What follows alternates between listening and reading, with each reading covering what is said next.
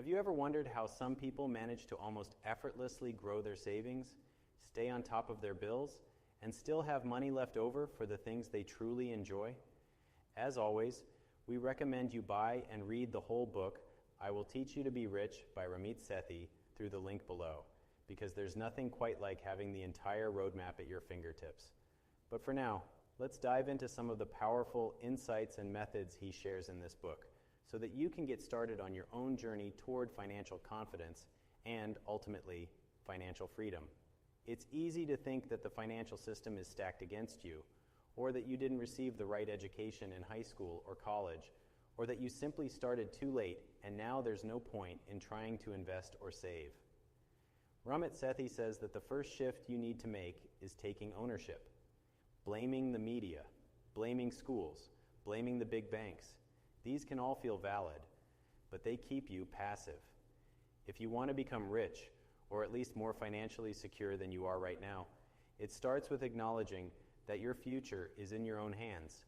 You can't change mistakes you might have made before, and you can't go backward in time to take that personal finance class you might have skipped in college, but you can absolutely take control today by learning a few simple, practical steps to save and invest. Believe it or not, the steps Ramit Sethi outlines don't require complicated spreadsheets or devoting hours every evening to poring over stock charts. Rather, one big key is systematically automating as many parts of your financial life as possible so that you do the bare minimum. You set up the system once, and then the money flows automatically to where it needs to go. In other words, the best plan is often the one that costs you the least amount of mental overhead. Why is taking responsibility so crucial? Consider the financial crisis back in 2008. It was no doubt a terrible time for countless people with layoffs, foreclosures, and market volatility. But even well before a crisis, plenty of people make excuses for not investing or saving. They'll say, I don't trust the market, or I'm afraid of losing money, or I'll start saving next year once I have more. But, as Ramit Sethi points out, suppose you're in your 20s. If you lose some money in the stock market, you still have decades to earn it back. Sure, nobody likes taking a loss, but early mistakes are actually easier to bounce back from than mistakes made later in life. The real killer is not making any moves, just leaving your money in a standard checking account or in a savings account with an abysmal interest rate that doesn't even keep up with inflation. The other huge mistake is letting debt compound out of control by using credit cards irresponsibly. We all know that credit cards can be a double-edged sword. They're convenient when you're short on cash, but they can lure you into overspending if you don't have a plan. Ramit Sethi says, you can flip this around by understanding the purpose of credit itself. Credit is supposed to help you buy big-ticket items, such as a car or a home, when you don't have the full sum available. Lenders want to see that you are consistent in paying your bills on time, that you aren't maxing out your cards, and that your credit score remains solid. In the United States, that score usually ranges from about 300 to 850. If you can keep it on the higher end, that alone can save you tens of thousands of dollars in interest payments on loans and mortgages throughout your life. Keeping your credit score high starts with things as simple as making sure you never miss a credit card payment. Ramit Sethi suggests automating them, so you never risk juggling due dates or forgetting to drop that check in the mail. Another useful practice is to occasionally call your credit card company and ask to have your fees waived or your interest rates lowered. It might surprise you how often they'll say yes. The point is that they'd rather hold on to a good customer than lose you, and if you have a track record of timely payments, they have a powerful incentive to keep you. Beyond credit cards, the next step that sets a foundation for your personal finance system is choosing the right bank, one that doesn't eat away at your money with random fees and paltry interest rates. Traditional brick-and-mortar banks might serve a purpose if you like face-to-face interactions, but online banks often have significantly better terms, including higher interest rates for savings accounts and fewer sneaky charges. Some people worry about having an online bank, but these institutions often have great customer service, in part because they don't have to maintain a costly network of physical branches, and those overhead savings often get passed on to you in the form of better interest rates. Just remember, a few phone calls or a bit of research can uncover which banks truly fit your needs. When it comes to the accounts themselves, Ramit Sethi describes several ways you can organize your finances. At the very least, you want a checking account and a separate savings account. Your checking account is for bills, groceries, day-to-day expenses, while your savings account is for those slightly longer-term goals, whether that's a new car, an emergency fund, or perhaps a long-needed vacation in the not-too-distant future. From there, you can add multiple savings accounts dedicated to different goals. Maybe you have one for your annual vacation, one for Christmas gifts, one for a wedding you'll need to attend in the coming year, one for a car down payment. This might sound excessive, but automating different savings flows works wonders to keep your finances clear and your priorities straight.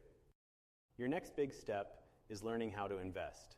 Far too often, people get it in their heads that investing is only for those who have a ton of money. But Ramit Sethi insists that you can start with as little as $50 or even less in some accounts. If you have a 401k through your employer, that's a powerful tool to begin with. Contribute as early and as often as you can, and if your employer offers a match, where they match your contributions up to a certain percentage, grab it. That's basically free money. A 401k uses pre-tax dollars, so you don't get taxed until you withdraw the money after retirement age, meaning your contributions can help lower your taxable income in the meantime. Another account to consider is the Roth IRA. This is funded with after-tax dollars, so when you retire, you can withdraw your money, and any interest or capital gains it's earned, tax-free. That means that while you pay taxes now, you won't see a tax bill on those funds decades down the line when hopefully they've multiplied several times over. Combining a 401k and a Roth IRA can be a powerful strategy because it diversifies the tax situation. In one case, you delay taxes until retirement, and in the other, you pay them up front.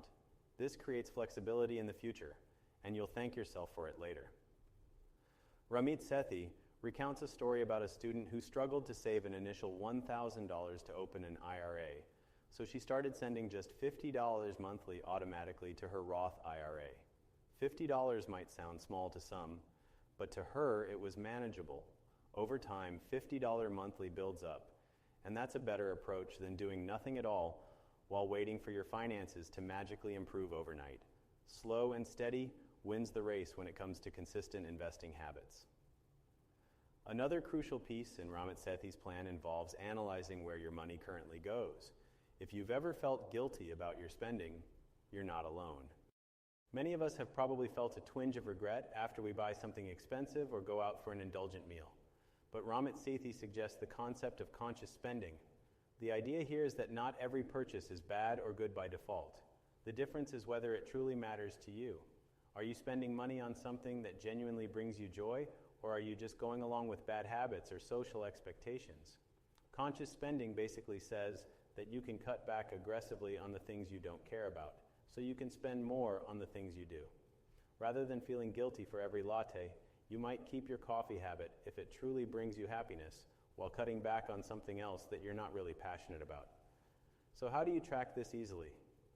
Some people like to do the envelope system, dividing cash into distinct categories: rent, groceries, fun, bills, and once that envelope is empty, you stop spending. Others prefer a digital version, perhaps with multiple checking and savings accounts or budgeting apps that track everything in real time. Whichever method works best for you, start small, especially if you're the kind of person who's been all over the place with spending. Don't try to fix everything at once. Maybe you pick one trouble spot. Perhaps you're constantly paying overdraft fees. You decide to pay closer attention so that you never overdraft again. That alone might save you hundreds of dollars a year. Do that for a while, turn it into a habit, and then see what else needs tweaking. The next step is to put your life on autopilot. If you take away one big tip from "I Will Teach You to Be Rich," it's that automation can save you from the most common financial mistakes, like forgetting to pay a bill on time or not setting enough aside for your savings and investments. Once you've identified how much you need to allocate to your rent or mortgage, your credit card bill, your 401k, your Roth IRA, your emergency fund, and any other significant category, you can schedule those transfers to happen automatically. That's the beauty of technology these days. You can have your paycheck automatically deposit into your checking account, then a portion automatically go to your 401k, another chunk automatically goes to your IRA, Maybe a set monthly sum goes right to your online savings account for future goals and so on. Then whatever remains is your guilt-free money, which you can spend however you wish. This helps eliminate that sense of constant anxiety about whether you can afford something. Instead, you already know that you're saving and investing. You've already put money towards your bills. So if you have a few $100s left at the end of the month in your checking, you can go out to dinner without feeling that pang of guilt. People often ask, what if I'm not sure how much to budget for each category? Ramit Sethi suggests rough guidelines, such as 60% toward fixed costs, 10% toward investments, 10% toward savings, and 20% toward guilt-free spending. Of course, these aren't hard and fast rules. Some people spend less than 60% on fixed costs if they share a place with roommates or live in a cheaper area. Others might want to invest more aggressively. The point is to create a framework that's honest about how you'd like to prioritize your money. From there, you can experiment a bit until you find a comfortable and sustainable setup.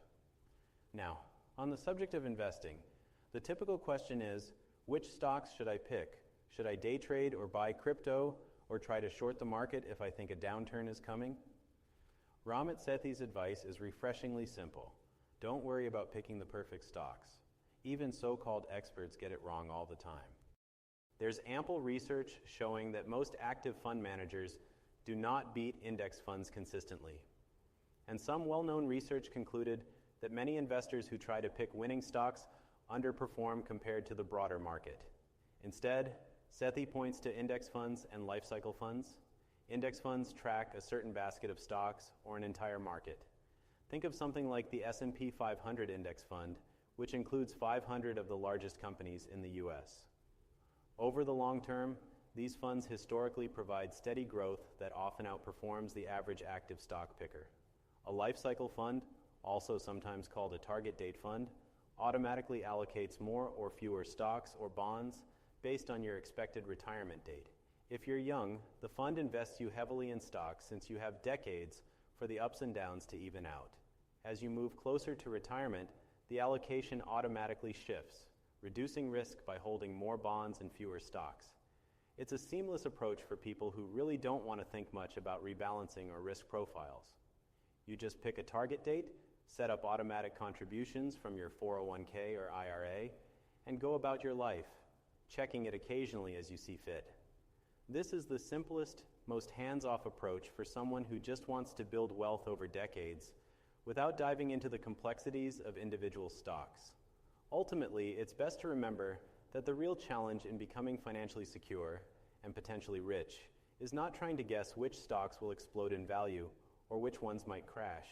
Instead, you want to focus on your own behavior, your ability to consistently set aside money for investing, and your ability to avoid self-sabotaging moves like panicking and selling when the market dips or racking up high-interest credit card debt.